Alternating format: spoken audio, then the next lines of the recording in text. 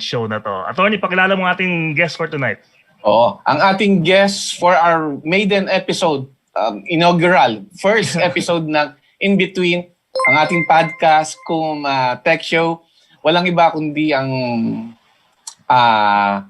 Executive Vice President as well as Chief Operating Officer of the Bank of the Philippine Islands or BPI, Mr. Mon Jocson. Good evening, Sir Mon.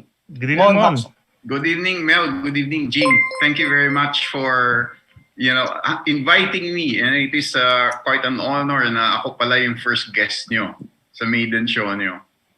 Yes. We'd like to thank si Mon Jocson for graciously accommodating our request despite the short notice. Nung Monday lang kami nag-invite. Pero he's very willing na to accommodate our request. Thank you very much, no.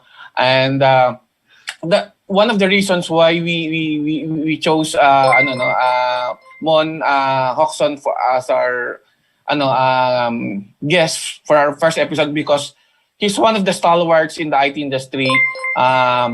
Very long career as a IT executive and now as a banker with BPI.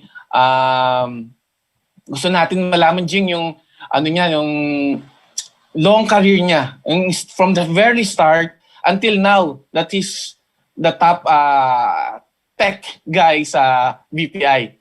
No? So, Jing, if you have the first question, bato mo na kay Mon.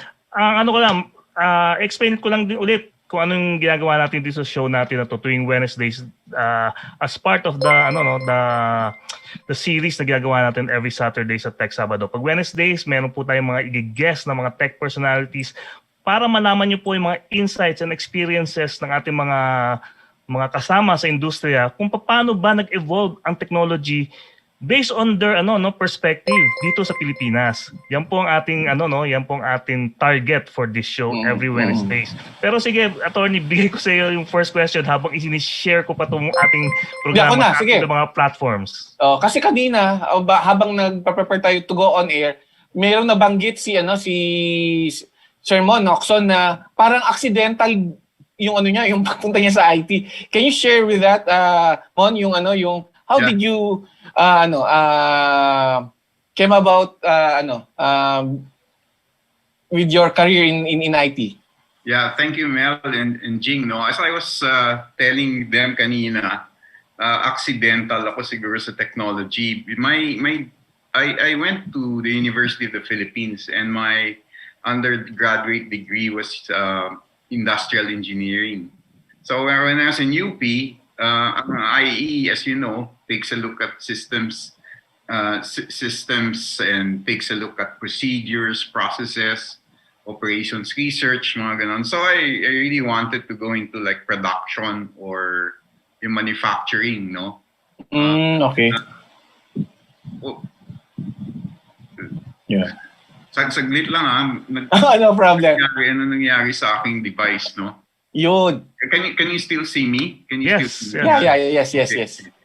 So what happened to me was that I think it was like 2 weeks before our formal graduation, tapos na yung academics ko. This was back in 1982.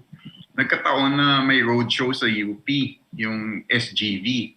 And SGV then was opening up a computer school and IAC, most of you probably know IAC, Institute of Advanced Computer Technology.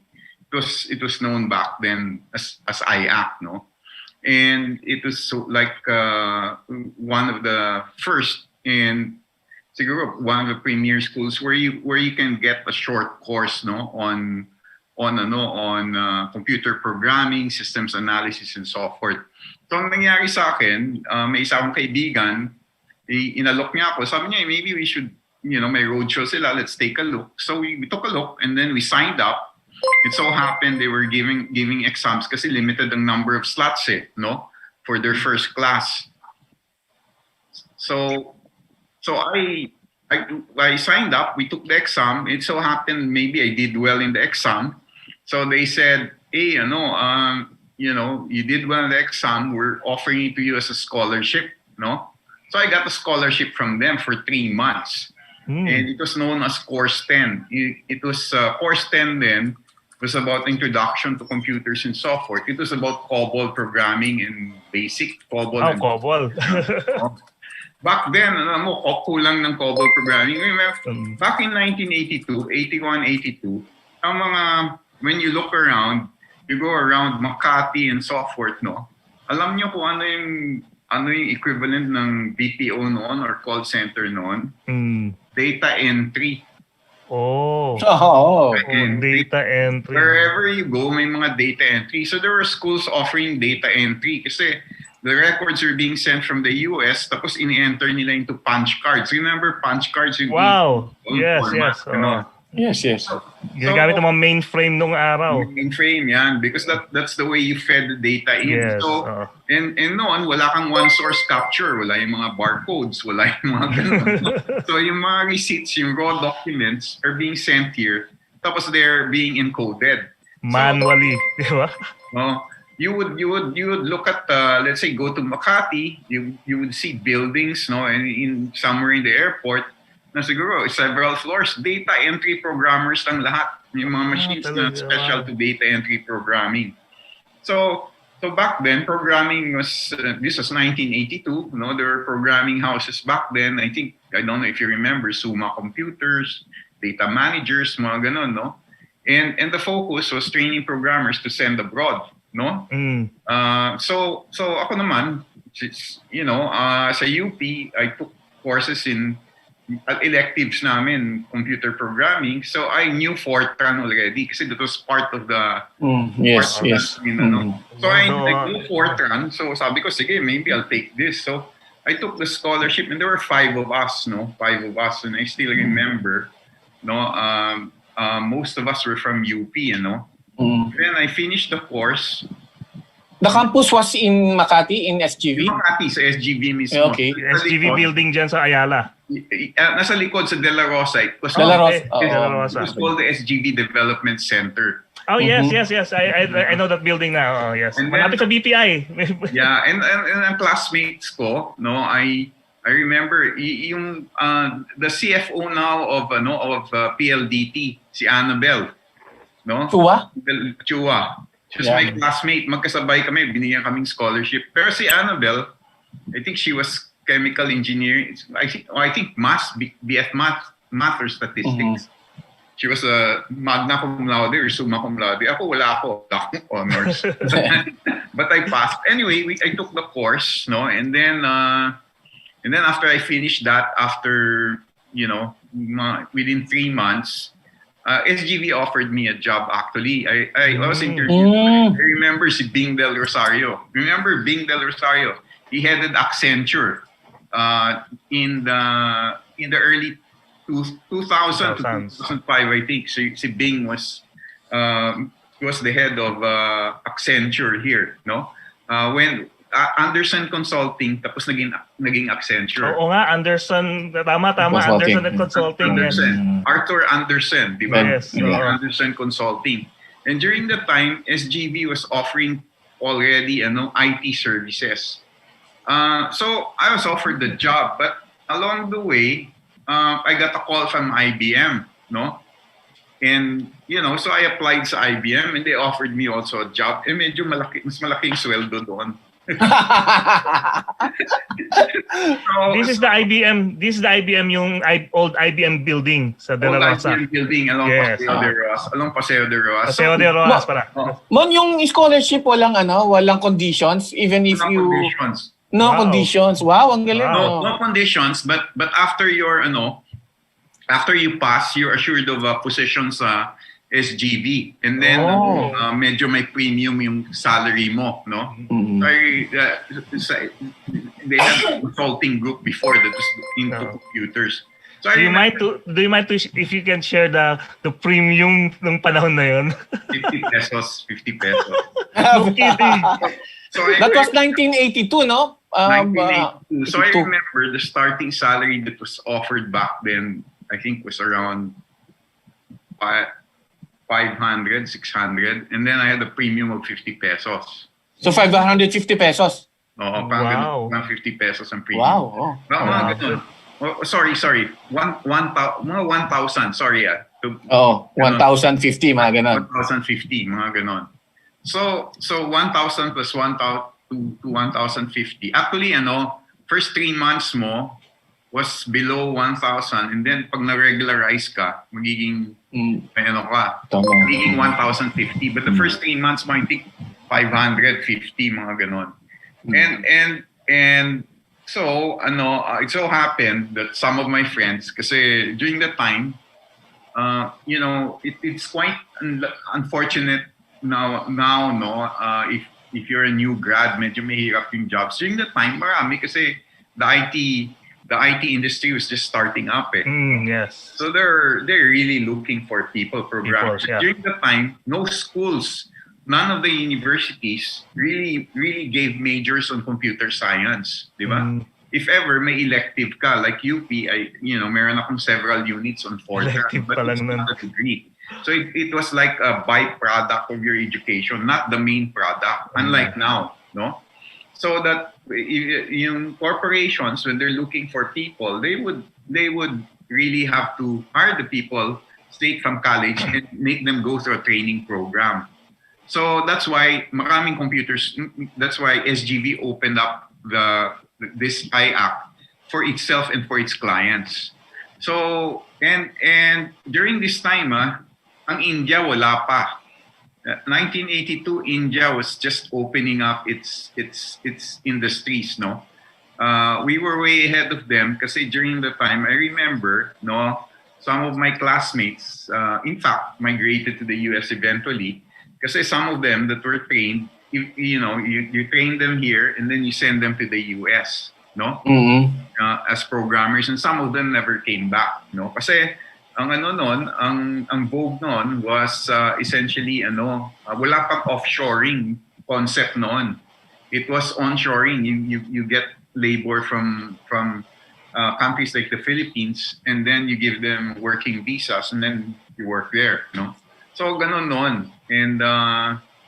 And so what happened to me was that after SGV offered me, and then I got another offer from IBM, I accepted IBM, no, because I remember my starting salary in IBM was 3 times that of SGV. Wow.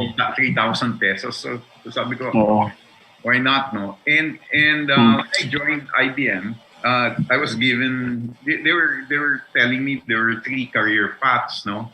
You can be a systems analyst, you can be systems engineer, or you can be a marketing representative, no? But when you entered IBM, during those days, you would go through a 9-month training program, no? Depending on your stream, kung saan ka pupunta. Now think about that, no? Nowadays, companies don't do that. Pagpasok mo pa, diretso ka kagad. Yes, so, yes. I was more of a, sabi ko, maybe I'd really like to stick to programming. So by that time, I knew Fortran, I knew Cobol, I knew Basic. So sabi ko, maybe I'll go the systems analyst route. So, ang systems analyst noon sa IBM, that was the internal IT, no? And IBM noon developed its own applications. Wala pang packages noon, no? And I remember ang language that we were using was called PL1, Programming Language 1. PL1 is almost the same as Pascal, no?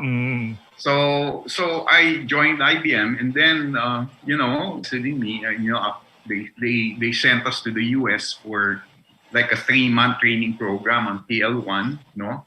And along the way, I also learned another language. I don't know if you know this language called APL, programming language. APL. APL is like a mathematical language, for you use that for mga statistics, mga ganon. You use a very special keyboard, yung mga symbols niya, ay Greek symbols and so on. So talaga, wow. so I was learning all these languages, and then I had to learn also middleware. During that time, IMS and Kicks, no? IMS and Kicks. So these are the foundations of the applications which you call now as legacy applications. But guess what? Most of the banks still run these applications. most of the banks, their core banking systems are still in Cobol. Cobol, yes. Cobol, and they still use Kicks, no, as the middleware. Hirap mag-transfer.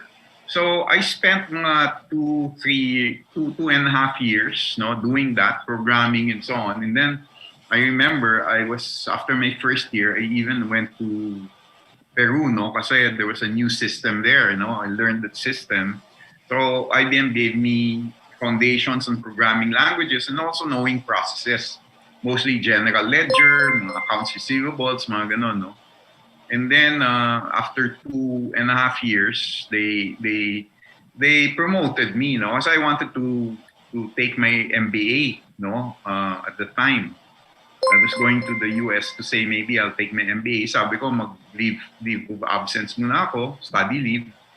But IBM said, hey, maybe we'll give you an offer instead, no? Maybe you move you to management, and then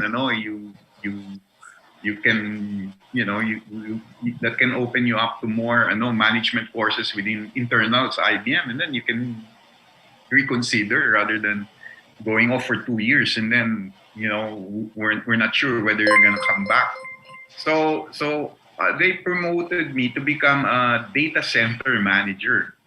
Okay. So from a systems analyst, I became a data center systems programming manager. From applications, I learned operating systems. I learned how to manage data centers, operations, and so on. And then after that, sometime around 1986, 87, no, they said maybe time for you to get more exposure in other areas in management. So because I was a techie guy, so my break in management came when Ambassador Bob Romulo. You know Bob Romulo. Yeah, Yes, he also served as a country general manager of IBM Philippines. Country general manager of IBM, and then he's the ex foreign secretary during panahon ni FBR, di ba? FBR, yes. So he tapped me to be his executive assistant. So I was his executive assistant. And then from there, I went into other areas of management. So from a techie guy, I learned how to do completed staff work, how to do business plans, strategy, and so on. And then So do you consider Mr. Romulo as your mentor? Mon? There were 3 people in IBM that I consider sort of like my mentors, no? Si Bob Romulo. And then after him, his successor, si Ver Peña. Si Ver Peña, of course. Yeah, I was the executive assistant of Ver Peña of Bob Romulo for mga 9 months. Then after that, si Ver Peña replaced him. And Ver kept me on as executive assistant for mga 2 years, no? Mga 1.5 years. And then the third one was Ramon Di Macali. Si Mon Di Max, yes. Si Mon Di Macali naman was the one who then said we'll get you into the field, no, marketing. Yeah. But if I remember it right, you became general manager of IBM Philippines before Ramon Di Macali, right? No. Mon Di Macali had 2 stints. So after Mon Di Macali, okay. 2 stints. After Mon Di Macali was me, and then after me was Mon Di Macali again. Okay. Kaya medyo naano pala ako doon sa timeline eh. No. Ngayon ko na nalaman na si Di Macali. Dalawa palang stint si Sir Mon Di Max. Stints ni Mon. So mga around 19... So what happened to me around 1990, 1991? The biggest thing back then was open systems, client-server systems, and so on. So they looked around for somebody to say, hey, this is a new product, and then in this new product, especially around yung mga deck box, mga ganon, no. during that time, BSE, during my time in SGV, I spent yung IAC.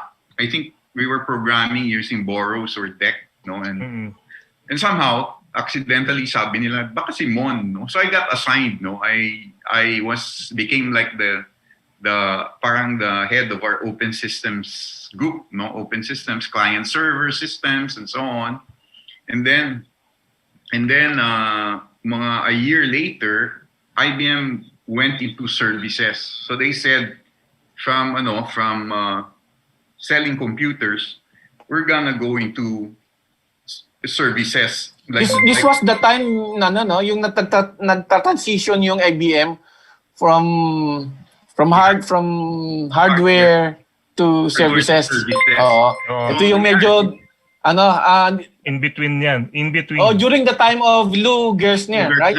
Yes. So Lou Gerstner came in as the CEO during the time kasi Yes. IBM was in crisis kasi yung revenue was falling down because the dependency on mainframes and maraming open systems. But then Gerstner changed the strategy to say, hey, it should be more about how to use technology in business. And in that regard, we should be going more into services. Unlike before, we would give the services for free, but now people would pay us to do integration of systems. Yung mga bespoke systems, tax systems, So they looked around again and then they said, Simon, ang may programming background. Okay. So I headed the systems integration services. So when services was formed here in the Philippines, I became the head of services. Oh, wow. Oh. So and after a year, we were doing big systems integration projects here in the Philippines. And around 1993, they said, we needed somebody to head it for the region. So I went to Singapore and then I headed that, no? So for my first overseas assignment was in 1993. I became the head of systems integration and application design and development for Southeast Asia, for ASEAN and South Asia. Based where? Based in Singapore. Based in Singapore. It's in Singapore, and that was for me. That was one of my most challenging assignments because the projects were big, like the Thai tax project, integration of the tax systems for Thailand, integration of immigration systems for Sri Lanka, core bank system for a bank for two banks in India. During the time, halos wala pang India, nagsa-start pa lang. Wala pang flights. So I was flying all over and managing this systems integration business. And then we had a big project. That's why I have a good background in banking because most of these projects were around banking. And one of the biggest projects was with Thai Farmers Bank, which is now Kasikorn Bank, no? Kasikorn is, I think, the second or third largest bank in Thailand, and we were developing a core bank system for them using a Fort GL language. Fort GL, I don't know if you've ever encountered this. No, product. It's called Sear HPS. Okay. It was a Fort GL. No, during that time, before that, pag mag-Cobol or ganun ka, you write the code, no? Ang Fort GL, Fourth Generation Language, was a code generator. So you did object-oriented programming, yung mga design ka, and then automatic magko-code siya. Oh, okay. Convert it to codes. Okay. So you can see the transition from bespoke systems where you develop from scratch. You have the waterfall method. So yung mga yung mga mythical man-month, yung how to estimate, mga ganun, hirap gawin yan noon, no? So most projects were overrunning. Ang hirap mag-manage kasi project management was very key noon, no? Kasi you really need good people to manage projects that will remain in scope and could deliver on time, no? So, and I remember during that time, most of the good project managers we had to get from the US, and the best source of them were people from from our Federal Systems Group. Ito yung mga, these were the ones who built ballistic missiles for, these were the ones who built the weapon systems for the US. Kasi IBM was a big defense contractor. Yung mga ballistic missiles ng submarines, yung software noon, you build it from scratch. Yung sa NASA, yung mga lunar modules, most of these were project managers that you had to import. Kasi ngayon when you build one, let's say for the tax system in Thailand, you would have like 3,000 people developing code, no? So here I am. So I was like 32, 33 years old during that time. And then I'm managing all of this, no? And then some of them are like, losing big kasi hirap magano eh. The projects were overrunning. I remember going to Sri Lanka and spending time there kasi I had to close off a project with the immigration department. And this was in the midst of the Tamil rebellion. Nag-aaway pa yung Tamil. Parang may civil war doon eh, no? Civil war. And then going to India for other projects, no? So Syndicate Bank was one of our big projects for core banking. So I specialized in building this system's core banking. Ang TITAX was that also, co-development core banking. And unfortunately, that project failed. We had to terminate it. But most of the lessons that you learn in management are from failed projects, no? You learn more from your failures rather than your victories. Yung mga insights na kailangan natin eh. Yes, correct. But from bespoke systems, you went into code generators, and then eventually people went into saying, hey, from code generators, rather than us building from scratch, we'll use frameworks. Ang frameworks would essentially be skeletal code na i-fill in na lang. May design ka na ng system. And eventually, skeletal code frameworks became packages. So yung mga Mapix, yung SAP, ganon, they started like this. They were frameworks and then became package. So when you say kasi package, no, ng mga ERP packages, akala mo pagpasok mo, salpak mo, aandar ka agad, di ba? But the first instances of that back in 1994, 95, no, were just frameworks. They were just subroutines or codes that you tie up together, you reuse, no. But through time, naging package, no. Eventually, naging suites na sila. Naging suites, tama. That's the right word. Naging suites na sila. So and most of those, if you look at them like SAP, yung code na yan, no, yung base code probably has not changed. What they do is they build on top of it. Kumbaga parang bahay. Rather than demolish, you build on remodel. Okay.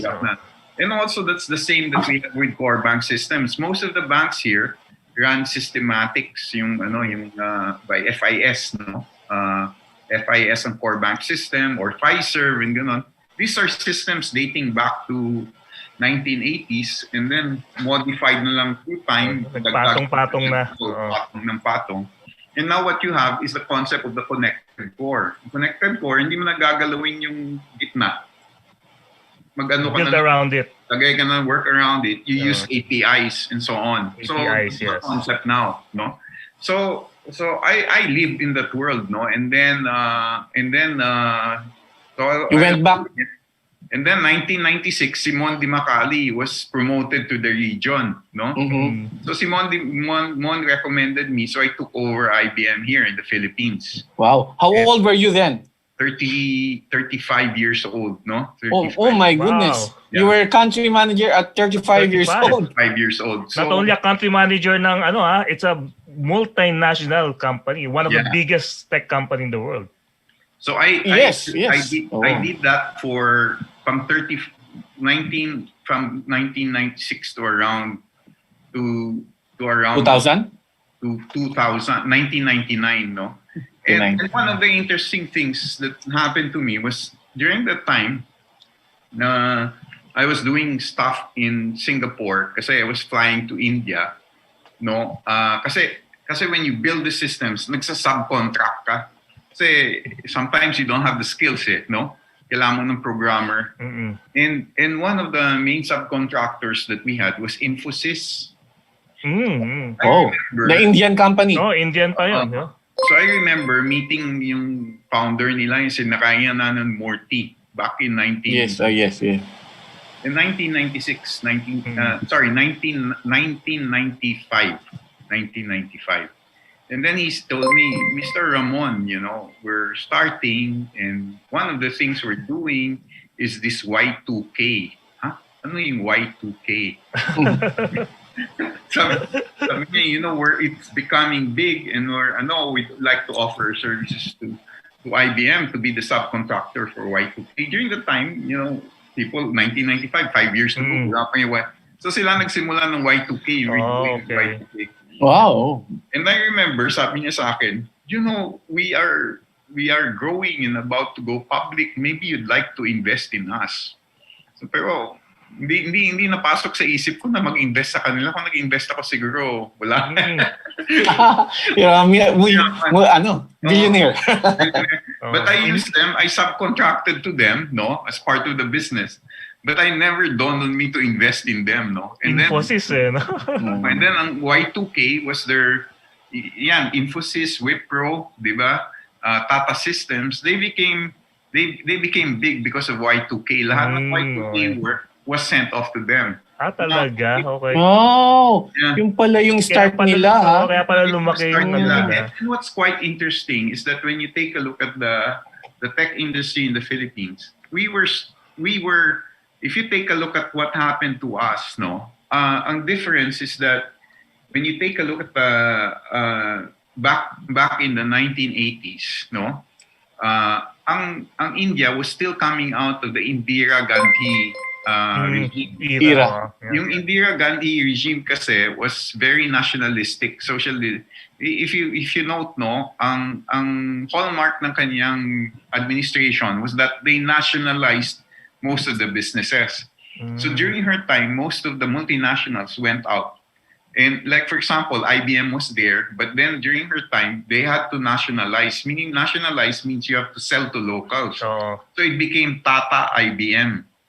So meaning IBM became a minority partner and Tata became the majority partner. It became known as TCL, Tata IBM Services Limited, TCL, no?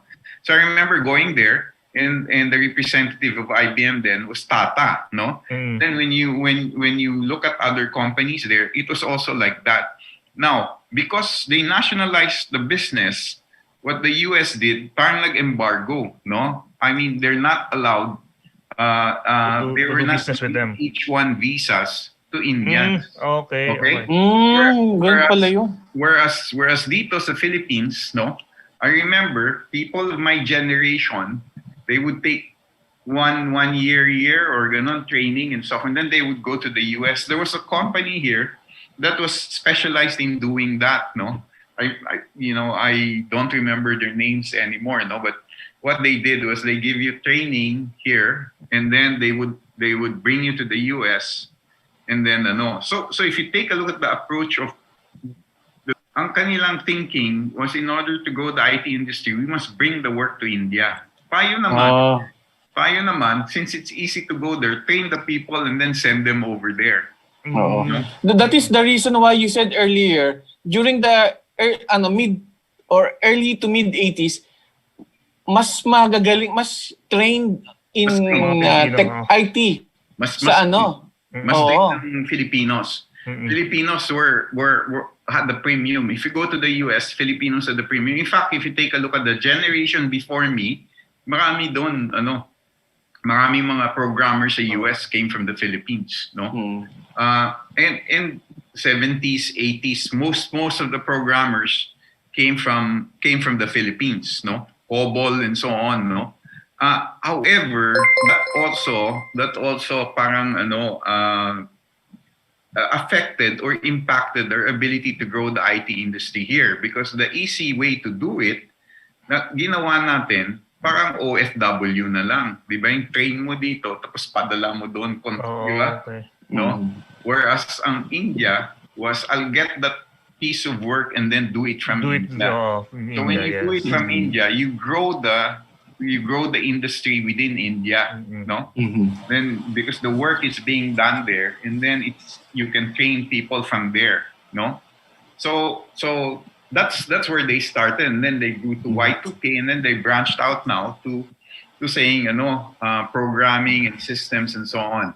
And it was around this time, around 1980s, no, around the 90s, that people started to be aware of the fact that hardware prices, kasi previous to this, in the 80s, people said, walang services would be free, libre yan, mas mahal ang hardware. Hardware kasi taga-mahal talaga hardware noon. Mahal ang hardware. I'd sell the hardware and then bibigay ko sa yung services, parang gano'n, no? But ngayon, somehow along the way, nagkaroon ng tipping point when the systems became more complex. And then the complexity of integrating the systems made labor rates more expensive, and then people started to value skills around integration, around technology, and so on. Now, one of the things that probably also retarded our progress here in the Philippines is that I remember, and by the time I was doing services now for IBM, if I go to Thailand, if I go to Singapore, I remember when I was doing systems integration in 1993-94, SAP was just starting then, meaning the hospitals in Singapore was one of the major projects that we did. All the hospitals invested in SAP. So we had a major SAP project, and during that time it was like $20 million just implementing SAP for all the Singapore hospitals. At the same time, the Ministry of Defense in Singapore implemented SAP for procurement, logistics. And then at the same time, Singapore Airlines, maybe 4 years later, also did SAP. So maraming projects. So from bespoke systems to 4GL development, bigla na lang naging package. It became about it was called what we call package enabled business transformation. That's the key word. Package enabled business transformation. And ang mga forerunners dyan were SAP, IBM had Napix, and then you had Oracle, you had JD Edwards. JD Edwards, yes. Package business transformation. Infosys. So yung mga yon, what it meant was that you put the package there, install it, and then your processes would adjust to the package rather than the other way around. So it became a big business. And by the time that happened, dito sa Philippines, I think most of our good programmers were gone and we did not invest. Okay.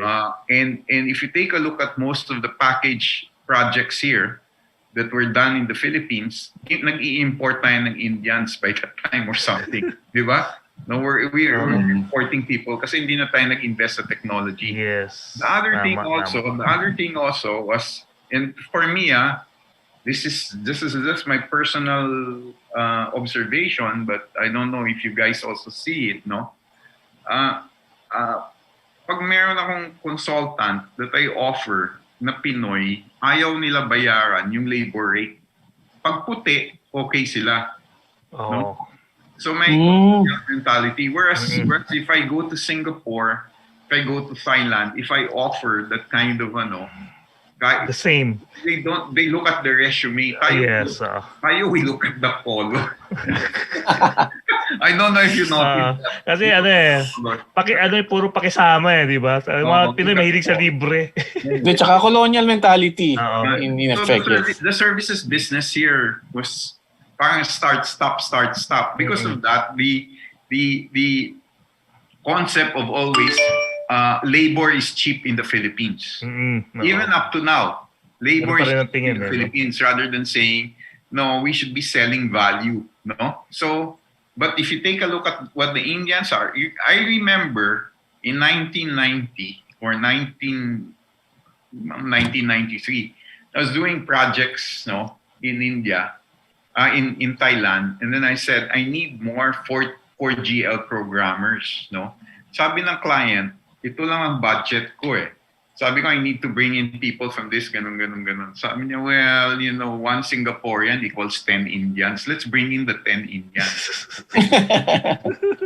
pero ngayon, if you take a look, mas mahal ang Indian. Oo. Mahal ang Indian. Kahit sa Silicon Valley ngayon, di ba? Sila yung nangangamayagpag doon. Alam mo, Jing, the Filipino, like what Mon said, Filipino IT professionals are world-class. In the same That's way true. na... I believe that. Yeah, Simon was in fact one of the highest ranking Filipino IBM executives in Europe after his stint at IBM Philippines. That was around 2000 something, right, Mon? No, after my stint here, I went back to Singapore. Simon Di Macali took my place again. Yes, again. And then I was in Singapore. I headed the services group for ASEAN South Asia, no, and for 5 years, 2000 2005, and this was the time when we landed the, you know, I worked on the contract, kaya that's why I still have good friends there. Landed the contract for the outsourcing contract of DBS. So DBS Bank, during the time in 2002, one of my main projects was you know, a 10-year outsourcing contract where we ran the systems for DBS Bank, for Kasikorn Bank. We did Affin Bank. So most of the banks, major banks, we were running the systems for them. And then I think as a function of that, mga around 2005, they shipped me out to do an Asia Pacific job, no, and around application management services. So most of my life, or predominantly most of my career has been around applications and ano, medyo hindi ako not as much into hardware. So it was systems integration, applications.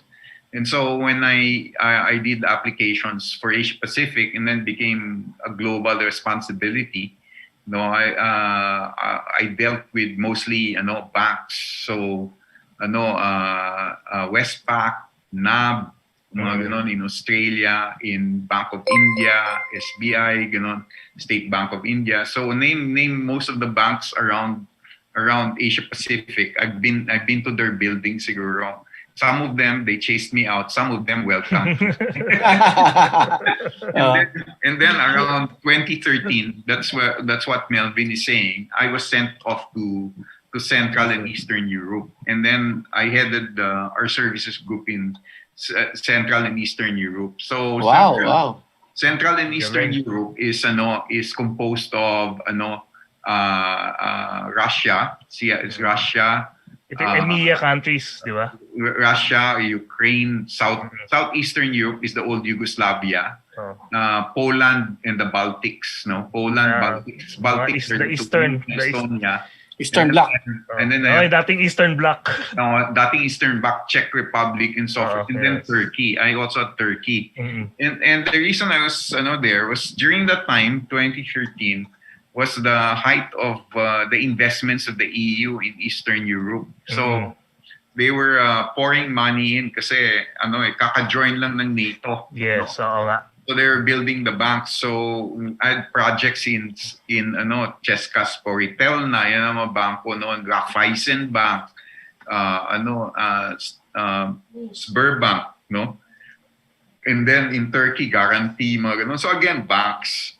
So sometime around 2015, as I was ending my stint in the BPI said, Mon, during the time, I was like in my 33rd year in IBM, and then I was like yung buhay ko noon mostly in a plane. I was traveling from one country to another. Jet setter. Every week. And then I remember by that time I was based out of Singapore, but my family was still in Europe kasi my children were still studying there. So parang distance, sabi ko, at some point I have to plant my seeds, no?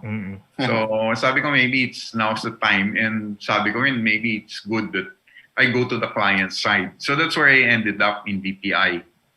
That what year was that again?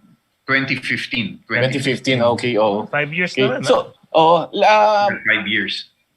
para tayo nagkaroon ng crash course in history. Oo. Tech history. Pero actually yun ang gusto natin malaman kasi para malaman din natin mga tagapakinig at saka mga nanonood sa atin sa Facebook saka sa YouTube saka later on, at least alam nila kung ano yung evolution ng ating technology dito sa Pilipinas. Hindi yung bigla na lang parang bumulaga sa kanila. At least alam nila may mga tao pala, di ba? Na mga katulad ni Mon na nagtumulong sa pag-evolve ng ating teknolohiya at nakikita nila ngayon yung sa perspective ni Mon kung ano yung naging mga experiences at insights na pwede nilang kunin from this. Maganda yung insight niya regarding dun sa yung mga Indian IT professionals as opposed to the Filipinos during the mid-80s, no? That was very interesting. Well, Mon, can we talk about your current journey sa BPI? BPI And naman. Okay. How are you So what introducing innovation and everything tech about in the financial banking industry? So what's interesting kasi when I joined BPI, one of the things that attracted me was they wanted to digitalize, no? So I was coming off several projects where I like digitalization ng DBS Bank, and then I was coming off Europe where most of the banks are fairly digitalized. Alam mo yung gamay mo na. Yung Central and Eastern Europe kasi, no, I mean, when the markets opened up, when they joined the Western Bloc, naging NATO, when they joined EU, no, they didn't have the legacy. So pagtayo ng mga bank, okay. Parang Vietnam, di ba? Vietnam. By the time they joined the telco sector, wala na silang fixed line, nag-mobile na lang lahat. Kaya wala na kable, no? So lahat may fresh start. Wala ka ng mga mainframes na problemahin, wala ka ng mga old servers, wala na. So sila, bago lahat. They started digital in nature. As an example, no, in some countries in especially where I was based, Czech Republic, wala nang cheque. Walang cheque. Yeah, there's no such thing as a canceled check in Czech Republic. Walang cheque. Galing. Lahat electronic funds transfer, lahat ganun. You go to Estonia, lahat sila ganyan. Kasi especially Estonia, no? Estonia, tama. Ang taas ng ranking ng Estonia sa innovation. Sa IT, wala silang baggage ng legacy. Yes. So unlike sa atin, advantage pala 'yun, no? Advantage pala 'yun, no? So what I've been doing in BPI over the last 5 years was really more about the digitalizing the bank and moving the bank into the new business models, no? And briefly, the first thing that we did, when I think in my first 18 months, we took a look and said, there are 5 things probably that we needed to change, no? So the 5 things from a strategy standpoint, kailangan namin we had like 18 customer databases. So sabi namin, in order for us to... Ba't ang dami, sir? Ba't ang daming databases? Departmental. Overtime na ipon. Overtime, departmental. So yung lalagay yung isa ng ganyan, yung isa derivative niyan, ganun. In any corporation, ganun mangyayari. Kasi ang data mo, kung nung nasa mainframe, people said it takes a long time to get it, so I'll stage my own copy. Eventually, that copy became the operational copy. Di ba?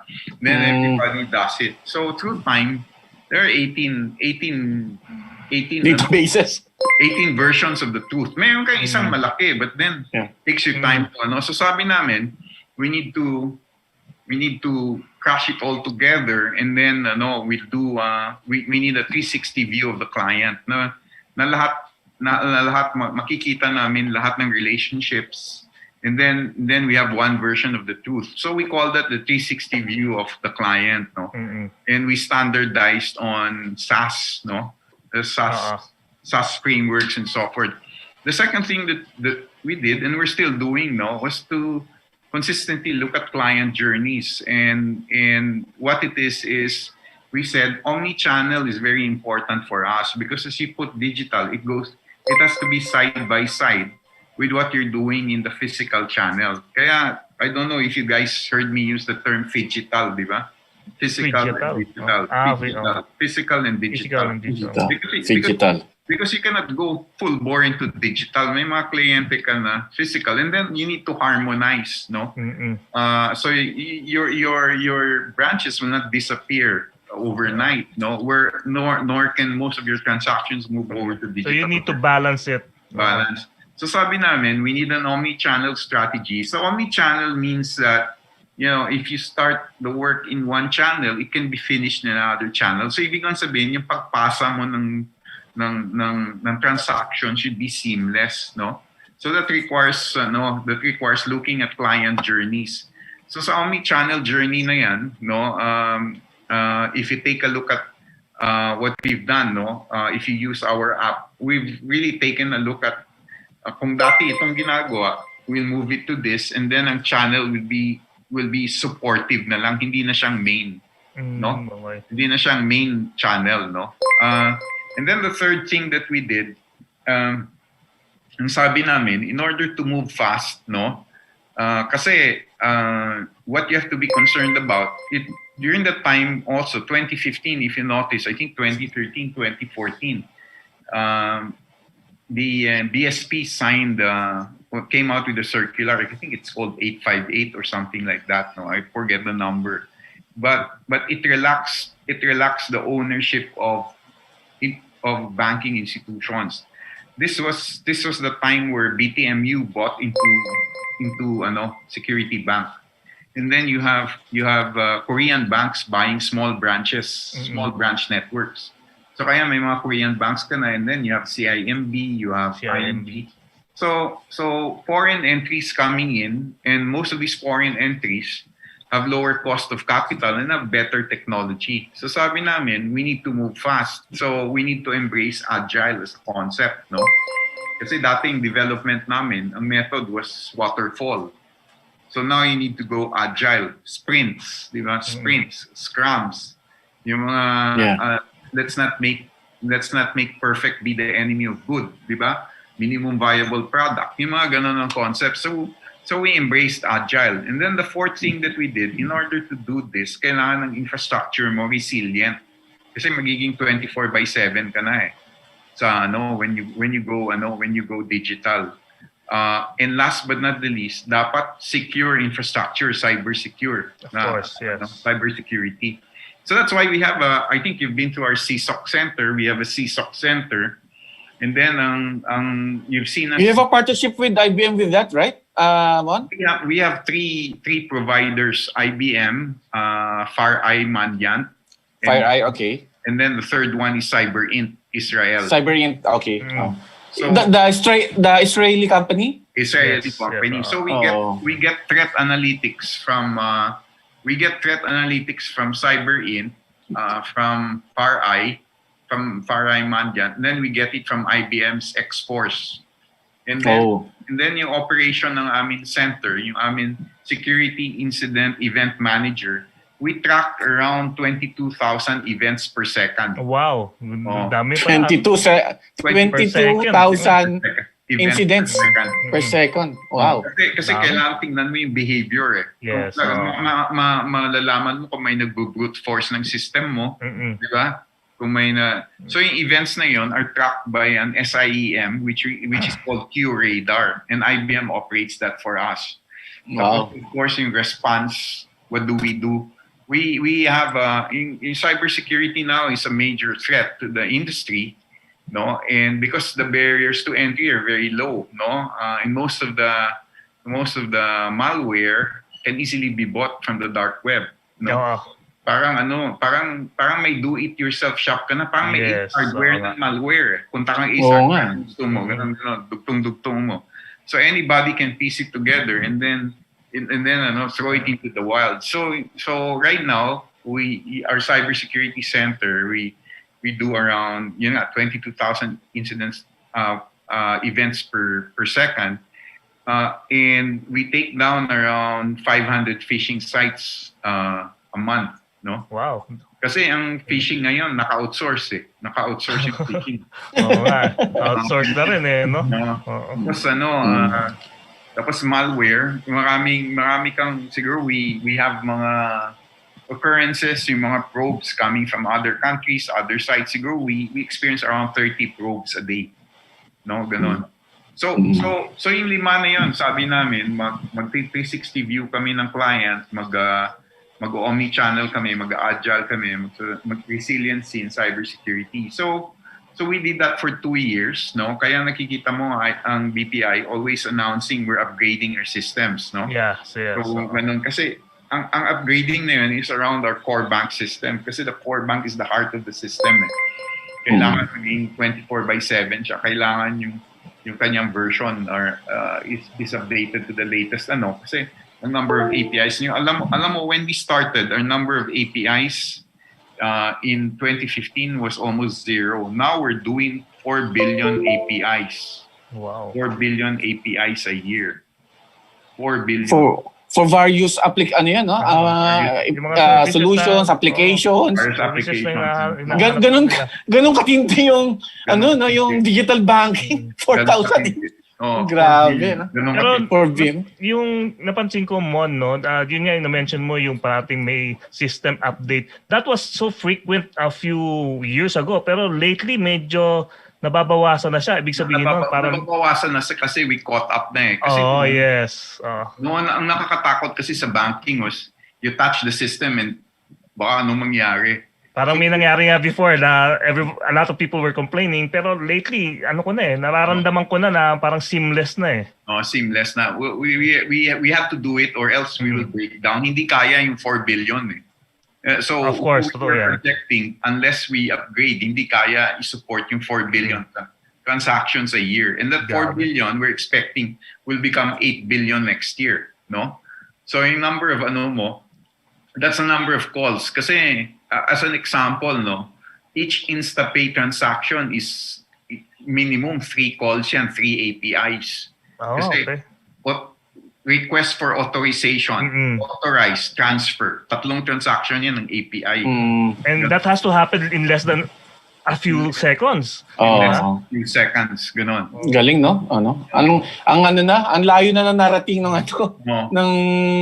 industry with regard to digital banking. Kailangan na mag-scale up kasi kung hindi mangyayari, parang NLEX yan. Hindi makapag-scale up. Hindi makapag-scale. Tama yun. Magiging bottleneck ka. Yes. So yun ang ginawa namin. And ngayon, starting last year, we changed our focus na from the 5, sabi namin natapos namin cybersecurity and ganon, resilience. We'll continue with that.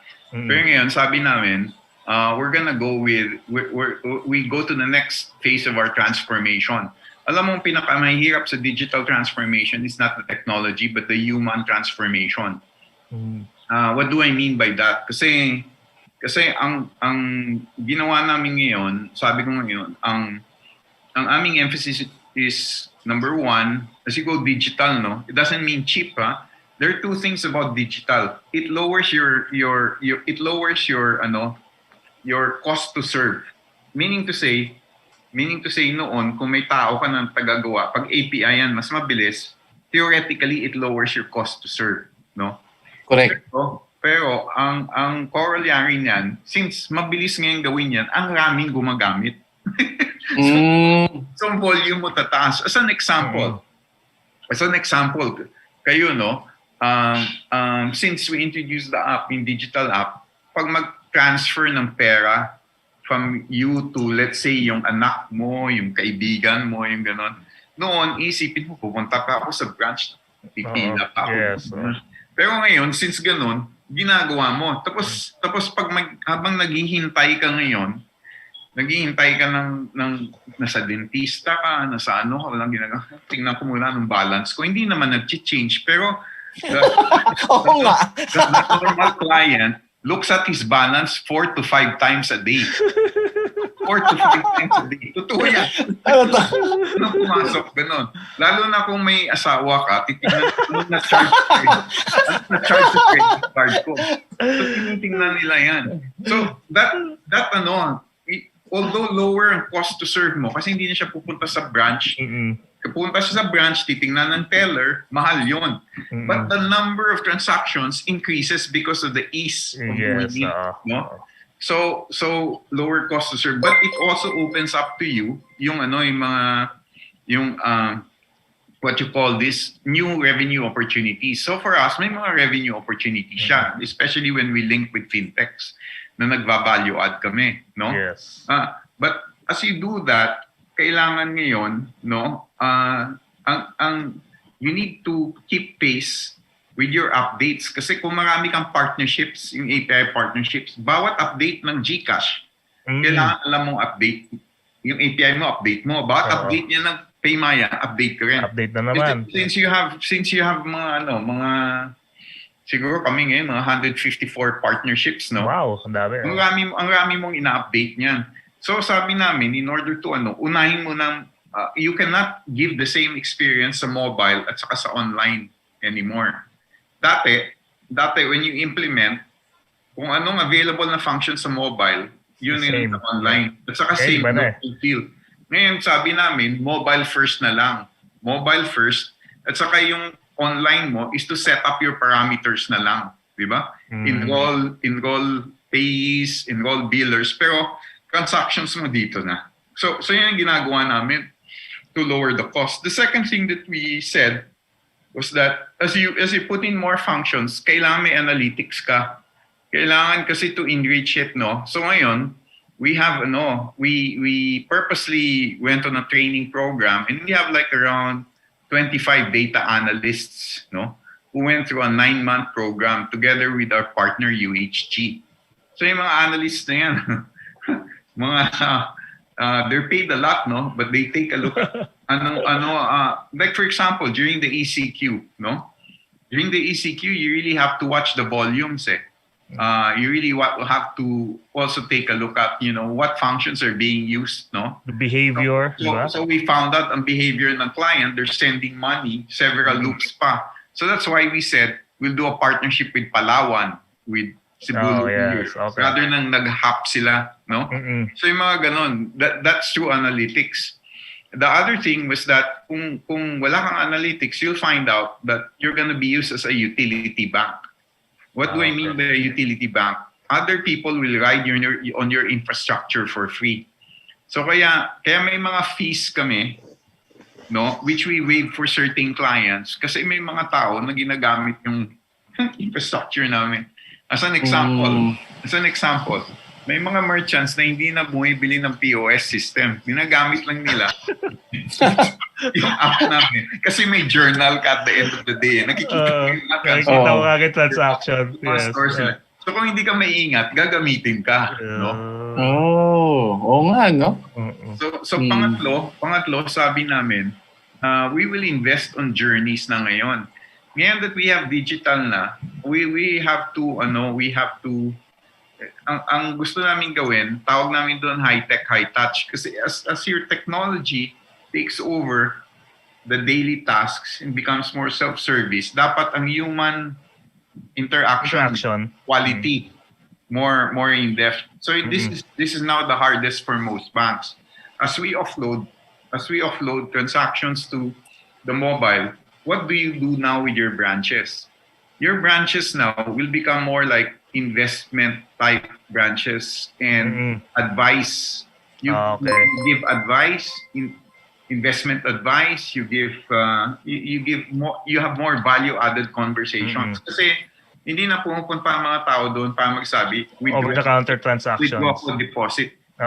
Bumabagsak ngayon yan. What we're seeing is 90% of our traffic now is coming through digital. And I think sa Philippines, once we start digitalizing, ngayon kasi hindi pa tayo makakuha ng check capture. No? Ako ang feeling ko kasi to be truly digital, wala na dapat check eh. Check eh, yes. But once PCHC standardizes that, no, malaking volume mawawala sa branches. Now, as you move it away, anong gagawin ng mga tao sa branch? Yes. That's the digital transformation ngayon. Kasi you still need to have a footprint, but then you need to convert these people now into advice-type people. Yan ngayon ang mahirap. No? That's the hardest part. Kasi you cannot hollow out the whole organization for the sake of digital. You cannot say because digital to wala na tayong tao. May tao ka pa rin eh. Yes, of course, yes. Iba na yung ginagawa. Ngayon, anong gagawin? Yan ang mahirap. Hahanapan mo kung anong gagawin. At saka isi-skill mo sila, i-reskill mo. Not necessarily na yung tao na yan marunong mag-process ng transactions sa counter. It is not easy to convert that person into a person who can give advice on investments. Yes, investments and maging broker bigla. Oo. So yun ang So yun ngayon ang concentration namin. We're into the phase 2 of digital transformation, and I think this is the hardest part. So ang ginagawa namin dyan, we're adopting a methodology by Synergin. No, it's Synergin, which is the jobs to be done method. No, which is really looking at ang jobs to be done, ang concept. I don't know, you remember this guy Clayton Christensen, yung innovator's dilemma and so forth and so on, no? Innovator's dilemma. Your parents mean. So that never happened. Yeah. And so he's able to he Bali with Synergy, they sort of pioneer this concept, no? Okay. And I think other banks use it also. So yan ang ginagawa namin ngayon, looking at client journeys, how we can, as you move into digital, no, what do you do now with your physical channels? How do you add value? On the other hand, no, nandito ka, ING ka at CIMB, naka-digital ka lahat. Na sila lahat. Oo nga.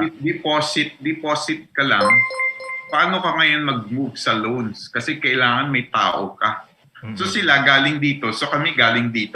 You know what I mean? Pag ganun kayo there must be a balance in between. Ay, okay. Naku, Jing, alam mo, ang tindi ng mga insights ni Mon, no? Talagang coming from a top level executive, is really very interesting. Pero just to insight kung ano ginagawa ng mga bangko ngayon, kung ano nangyayari sa kanila, di ba? Because of this pandemic, nagkaroon bigla ng sudden explosion of digital transformation. And of course, na-share naman ni Mon kung ano yung ginagawa nila, lalo na in the future and in the coming months. Kasi alam naman natin itong tinatawag nilang the new normal, it will last for a longer normal, di ba? Just to wind up our discussion, Jing, kasi medyo na rin tayo, wala na rin tayong oras. Siguro, tanong lang natin si Mon Joc, kung ano yung gusto niyang iwan na legacy sa IT industry and of course, sa BPI na rin, sa tech industry and of course sa BPI. Mon? Legacy, I know. Marami natin legacy systems. Marami tayong legacy systems. I think what maybe I'd answer it in a different way. What gets me going at the end of the day is to change things, diba? So I know whatever I put in, somebody else will change through time. But it's really maybe to bring the bank to a level of digitalization na may balance, no.